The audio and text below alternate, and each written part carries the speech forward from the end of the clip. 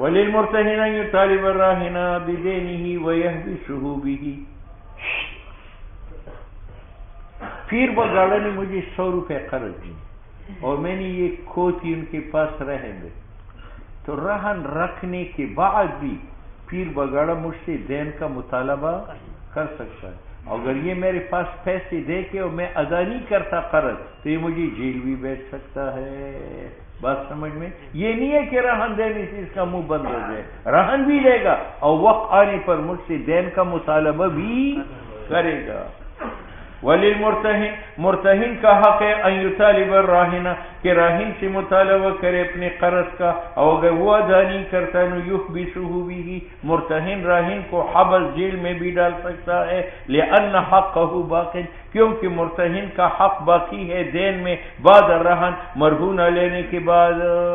یہ جو میں نے رہن رکھا ہے تو اس سے دین ساقط تو نہیں ہوتا، یہ تو اس لیے رکھا ہے تاکہ میں آپ کی دین سے انکار نہ کروں. والرہن لزیادۃ صیانت، رہن تو اس لیے تھا تاکہ حفاظت دین کی زائد ہو جائے. فلا تمتنع به، رہن رکھنے سے باطل نہیں ہے المطالبہ، تو مرتہن کا مطالبہ راہن سے دین کا، اور حبس مجھے جیل میں ڈالنا یہ جزا ہے میری ظلم کا. فإذا ظہر مثلہ، جب ثابت ہو جائے میری تاخیر ادائی دین میں عند القاضی یحبسہ، قاضی مجھے کیا کرے گا؟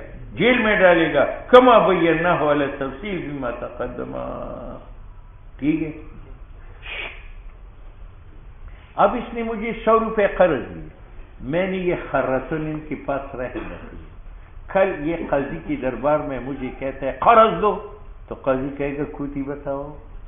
ایسا نہیں کہ کھوتی اس نے خراب کی ہو اور مجھے کہتے ہیں کہ قرض دو، میرا قرض بھی چلا جائے گا، کھوتی بھی چلی جائے گی. اس لیے جب مطالبہ قرض کا کرے گا تو قاضی کہے گا دکھاؤ. بات سمجھ میں آ جائے. وَإِذَا طَلَبَ الْمُرْتَهِنُ، اور جب مرتہن طلب کرے قرض نو یؤمر بإحضار رہن، اس کو حکم دیا جائے گا کہ کوتی کو حاضر کرو.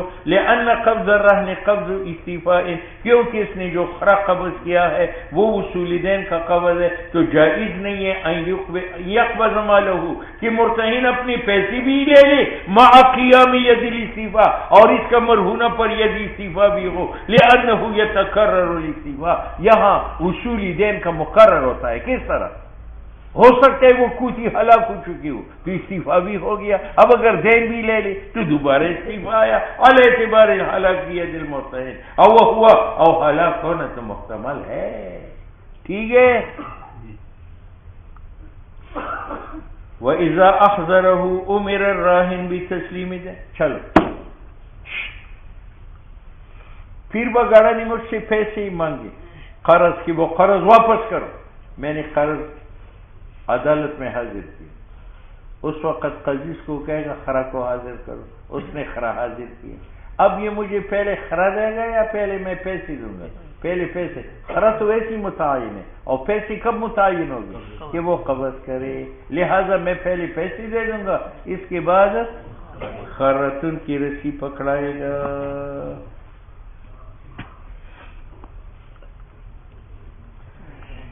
وَإِذَا أَحْضَرَهَا، جب پھر بگاڑا کوتی کو حاضر کرے نو أُمِرَ الرَّاهِنُ بِتَسْلِيمِ الدَّيْنِ اولا، راہن کو حکم دیا جائے گا کہ پہلے قرض دے دو. لِيَتَعَيَّنَ حَقُّهُ، تاکہ پھر بگاڑا کا حق پیسوں میں متعین ہو جائے، جس طرح متعین حق راہن کا خرا میں تحقیقا للتسویہ کما فی تسلیم البیع والثمان. آپ دکاندار کے پاس جاتے ہیں، 100 روپے کا گھی خریدتے ہیں، تو آپ پہلے پیسے دیں گے یا پہلے گھی دے گا؟ پہلے پیسے دو. گھی تو متعین ہے، وہ ترازو میں پڑا ہے. پیسے کب متعین ہوگے؟ کہ دکاندار قبض کرے. جس طرح تسلیمی مبیع و ثمن میں یحضر المبیع، دکاندار پہلے سودا حاضر کرے گا، ثم یسلم ثمن اولا، لیکن تسلیم ثمن کا اول ہوگا، تسلیم مبیعی کا ثانی ہوگا. ٹھیک ہے.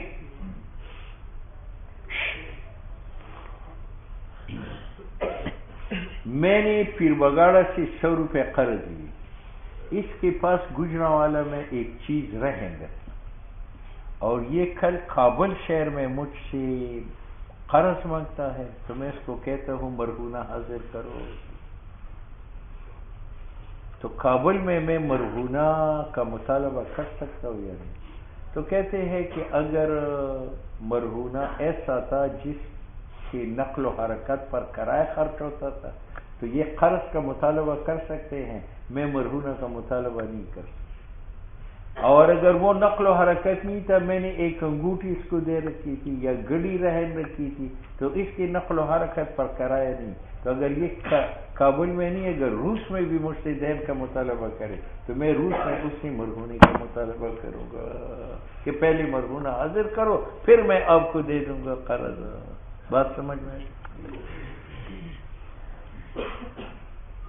وَإِن طَالَبَهُ بِالدَّيْنِ، اگر مرتہن راہن سے دین مانگے، فی غیر البلد الذی، علاوہ اس شہر کے جس میں عقد رہن واقع ہے، نو ان کان الرہن مما لا حمل له، اگر مرہونہ وہ انگوٹھی تھی یا گڑی تھی جس کی بوجھ اور مشقت کرائے کا نہیں تھا، فکذالک الجواب، تو جواب یہی ہے وہاں مرتہن کو مجبور کیا جائے گا مرہونہ حاضر کرو، لأن الاماکن، کیونکہ گجرانوال اور کابل یہ دونوں برابر ہے تسلیمی مرہونہ میں، کمکان واحد فیما، اس گڑی و انگوٹھی میں، لیس لہو حمل و مؤونۃ، یہی وجہ ہے کہ شرط نہیں ہے بیان مدت واپس کرنے کا، یعنی عقد کے وقت یہ نہیں ہے کہ فلان شہر میں مرہونہ واپس کرو گی، مرہونہ کے لیے نقل و حرکت نہیں ہے، اس کے انتقال پر کرائے خرچ نہیں ہے، جہاں چاہے دے دیں۔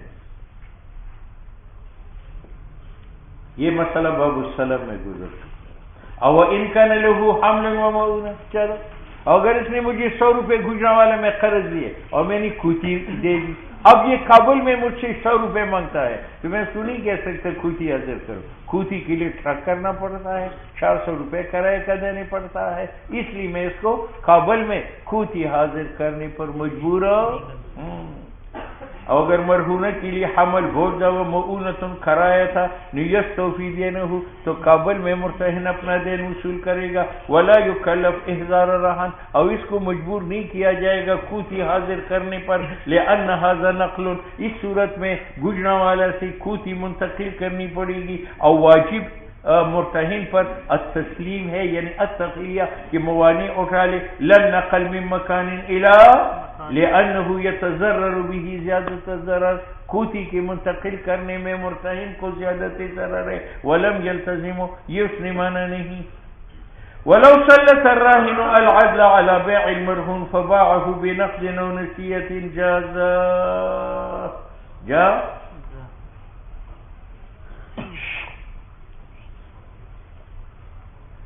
اس نے مجھے 100 روپے دیے، میں نے یہ کھوتی رہن رکھی، پھر سال کے بعد میں نے تبلیغی کو وکیل بنایا کہ جاؤ وہ کھوتی بیچو، تو چونکہ بیچنا مطلق ہے تو وکیل کو اختیار ہے، قرض بیچی تب بھی جائز ہے اور نقد کے ساتھ بیچے تب بھی جائز ہے۔ دیکھو ولو سلط الراہن، اگر مقرر کرتے راہن العدل ثالث کو علی بیع المرہون کی مرہونہ بیچے، اس نے بیچا نقد کے ساتھ یا نسیہ کے ساتھ، دونوں جائز ہے، لاطلاق الامر، کیونکہ بیع جو ہے یہ مطلق ہے۔ فلو طالب المرتہن بالدین لا یکلف المرتہن بإحضار الثمن، چلو وکیل نے کھوتی بیچ دی، اب مرتہن نے مجھے کہا قرض دے دو، تو میں مرتہن کو مجبور نہیں کر سکتا کہ مرہونہ حاضر کرو، مرہونہ تو میں نے اس کے ہاتھ سے چھینا ہے۔ ولا یکلف ولو طالب المرتہن بالدین، اگر مرتہن دین مانگے، لا یکلف المرتہن احضار الثمن، مرتہن کو مجبور نہیں کیا جائے گا احضار رہن پر، لأنه لا قدرت له علی الاحضار، اس صورت میں مرتہن کی قدرت نہیں ہے خرطن کے حاضر کرنے پر۔ وکذا، میں نے اس سے 100 روپے لیے اور اس کے پاس یہ کھوتی رہ گئی، اور پھر مرتہن ہی کو میں نے وکیل بنایا، یار کھوتی بیچو، اس نے کھوتی بیچی لیکن قبض نہیں کی، قبض، اب وہ مجھے کہتا ہے کہ مجھے قرض دے دو، تو میں یہ مطالبہ کر سکتا ہے اور میں اس کو مجبور نہیں کر سکتا کہ کھوتی حاضر کرو، کیوں؟ کھوتی اس کے ہاتھ سے نکل چکی ہے میرے امر سے، جب میرے امر سے تو وہ قادر نہیں ہے مرہونہ تسلیم کرنے پر۔ وکذا او اسی طرح اذا امر المرتہن راہن امر کرتے ہیں مرتہن کو ببیعہ کہ اس کو بیچے وباعہ مرتہن بیچتا ہے ولم یقبض الثمن اور ثمن قبض نہیں کرتا اور مرتہن دین کا مطالبہ کرے تو وہ کر سکتا ہے اور میں اس سے مطالبہ نہیں کر سکتا باحضار رہن لأنہ صار دینا بالبیع کیونکہ اب وہ مرہون عین نہیں ہے وہ دین بنا بسبب بیچنے کے بے امر راہن فصار کأن الراہن راہن یہ ایسا ہے کہ راہن نے مرتہن کے پاس رہن رکھا تھا اور وہ کسی اور کے پاس تھا ولو قبضہ یکلف احضار ہاں مرہونہ کو یا وکیل نے بیچا یا مرتہن نے بیچا اور پیسے قبض کیے اب مرتہن جب دین کا مطالبہ کرے گا تو میں اس سے مطالبہ کروں گا احضار کا احضار رہن کا یا قیمت کا ہاں ولو قبضہ اگر مرتہن قیمت قبض کرے یکلف مرتہن کو مجبور کیا جائے گا باحضار القیمت لقیام البدل کیونکہ یہاں قیمت قائم ہے مقام المبدل خرتن کی جگہ اگر خرتن موجود ہوتی تو یہ مجبور ہوتا باحضار خرتن تو جب قیمت موجود ہے تو اس کو مجبور کیا جائے گا باحضار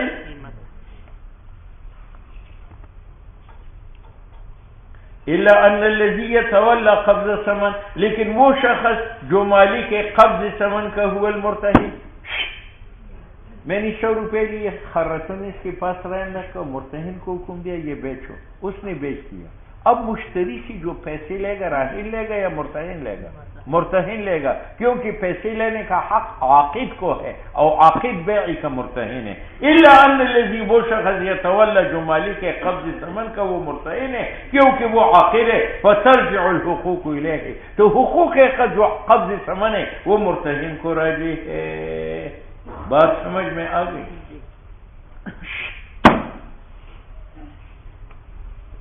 پیر بگاڑا کا مجھ پر 100 روپے میں نے یہ کھوتا اس کے پاس رہنے کا جب یہ 100 کے 100 کا مطالبہ کرے کل قرض کا تو میں اس سے مطالبہ کروں گا بے احضار رہن اگر یہ مجھ سے 10 کا مطالبہ کرے جو ایک حصہ ہے 100 روپے کا تو پھر بھی میں اس کو حکم کروں بے احضار حاصل یہ ہے کہ مرتہن پر احضار رہن کا شرط ہے خواہ وہ مطالبہ کل دین کا کرے یا بعض کا وَكَمَا يُكَلَّفْ اور جس طرح مرتہن مجبور کیا جاتا ہے احضار رہن پر واسطی وصول کل دین کے یُكَلَّفْ مرتہن کو مجبور کیا جا سکتا ہے احضار رہن پر لِاسْتِفَاءِ نَجْمٍ قَدْ حَلَّا واسطی وصول ایک حصہ کے جس کا وقت آ چکا ہو اس کا مجھ پر 100 روپے تھے 10 روپے آج واپسی ہے 90 روپے رمضان میں واپسی ہے آج 10 روپے کی واپسی کا دن آیا تو میں تب واپس کروں گا کہ ان کو کہو کوتا دکھاؤ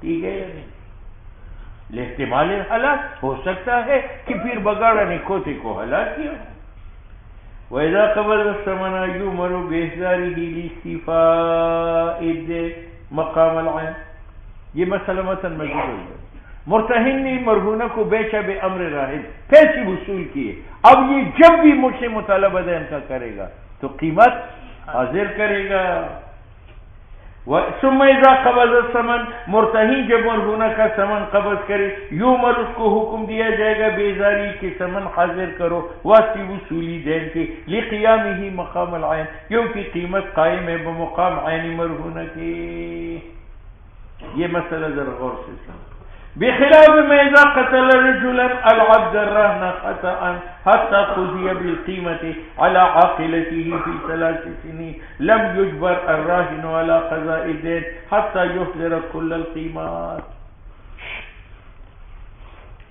پہلے متن میں گزر گیا کہ اگر مرتہن مرہونہ کو بیچے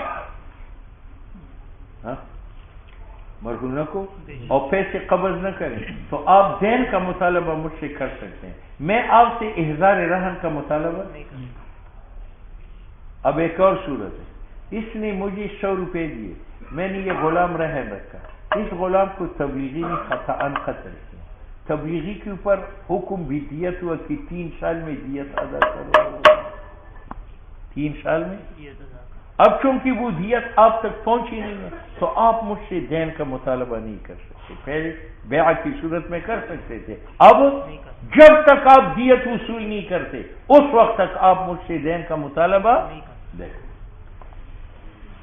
بخلاف میں اذا قتل رجلا تبلیغی نے قتل کیا العبد رہنا عبد مرہون خطأ حتیٰ کی تبلیغی کے خلاف قضا بالقیمت ہو گئی اس کے عاقلہ پر فی ثلاث باقی تبلیغیوں پر 3 سال میں نلم یجبر الراہن راہن کو مجبور نہیں کیا جائے گا دین کی واپسی پر حتیٰ یحضر کل القیمت حتیٰ کہ مرتہن کل قیمت وصول کرے کیونکہ قیمت خلف من الرہن وہ خلیفہ ہے رہن کا فلا بد من احضار کلھا ضروری ہے کہ وہ احضار کرے کل قیمت کا جس طرح لابودی ہے احضار کل عین عبد کا. بات سمجھ میں ہاں؟ تو کسی نے کہا بیع کی صورت میں دین کا مطالبہ کیوں کرتے ہیں؟ کہتے اس لیے کہ وہ بیع مرتہن نے کیا ہے اور راہن کی اجازت سے کیا ہے اور یہاں قتل مرتہن کے عمل سے ہوا ہے یا تبلیغی نے ظلم کیا ہے. وما صارت قیمتاً بفعلہ اور قتل کی صورت میں مرہونہ قیمت نہیں بنا فعل مرتہن سے اور ما تقدمہ میں صار دینا بفعل الراہن فلہذا افترقا بیع و قتل کی صورت مفترق ہو گئے. بیع کی صورت میں مرتہن دین کا مطالبہ کر سکتا ہے اور قتل کی صورت میں مرتہن دین کا مطالبہ ولو وضع الرهن على يد العادل وأمر أن يودعه غيره ففعل ثم جاء المرتهن يطلب دينه لا يكلف لا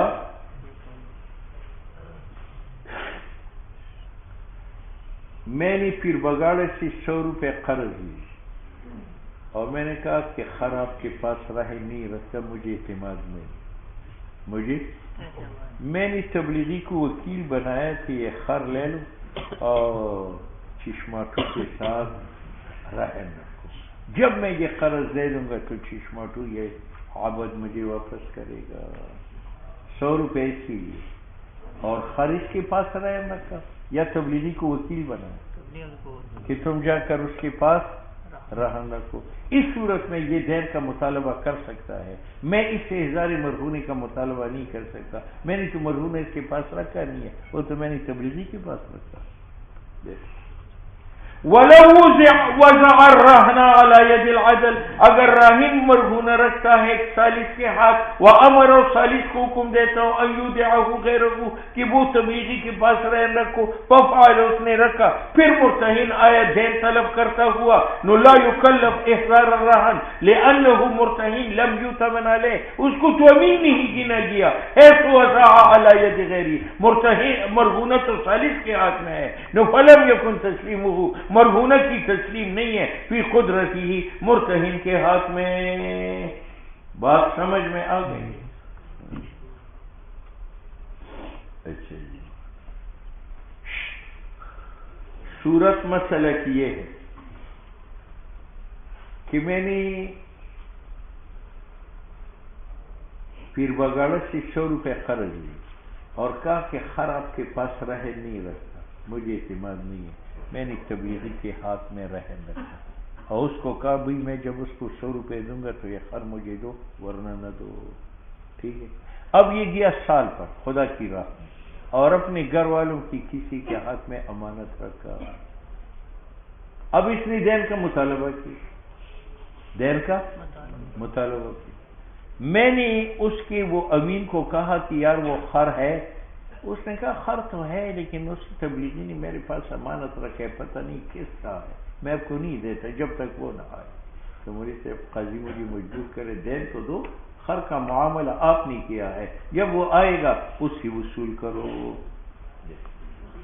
وَلَوْ وَزَعَهُ الْعَدْلُ فِي يَدِ مَنْ فِي عَيَالِهِ اگر تبلیغی نے خر رکھا کسی کے ہاتھ میں جو اس کے گھر کے افراد میں سے تھا وغاب و تبلیغی غائب ہوا سال کے لیے چلا گیا وطلب المرتہن دینہ مرتہن نے دین طلب کیا اول لذی وہ تبلیغی کا بھائی جس کے ہاتھ میں وہ کھوتا موجود ہے وہ کہتے ہیں اودعنی فلاننا بھائی نے میرے پاس امانت رکھی ہے مجھے معلوم نہیں ہے لمن ہوا کس کا ہے نو یجبر الراہن علی قضاء الدین راہن کو مجبور کیا جائے گا قضاء دین پر. کیوں راہن کا حاضر کرنا لیس علی المرتہن لأنه لم يقبل شیئا کیونکہ مرتہن نے مرہونہ کو قبول نہیں کیا.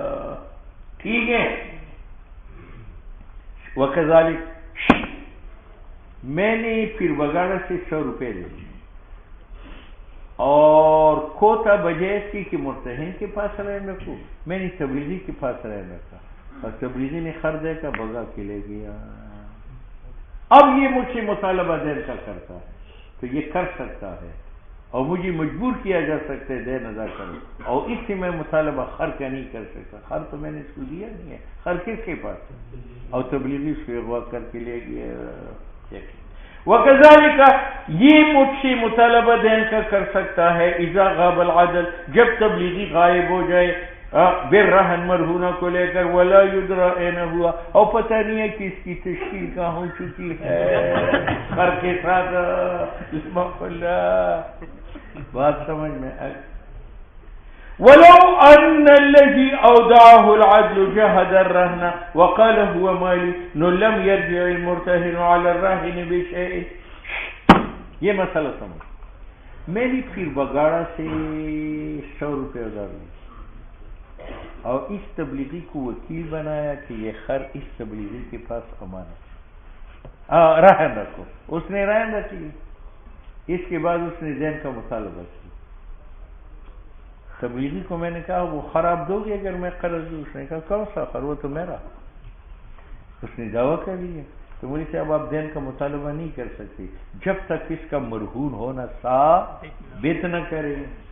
ولو ان الذی، اور وہ تبلیغی اوضاح العدل جس کے پاس امانت رکھی ہے ثالث نے، اس امین نے انکار کیا رہن سے، وقال ہوا مالی، اور اس نے کہا یہ کہ میرا مال ہے، لم یرجع المرتہن علی الراہن، مرتہن رجوع راہن پر نہیں کرے گا بدین حتی یثبت کونہ راہنا، حتی کہ اس کا مرہون ہونا ثابت کرے. کیوں؟ لأنه لما جہد، امین نے جب مرہون سے انکار کیا، فقد طوى المال، تو راہن کا مال ہلاک ہوا، او وطوى علی المرتہن، اور مرہونے کا ہلاک مرتہن پر ہے. فیتحقق استیفاء الدین، مرتہن نے دین وصول کیا، ولا یملک المطالبہ بھی، دوبارہ مطالبہ نہیں کر سکتا.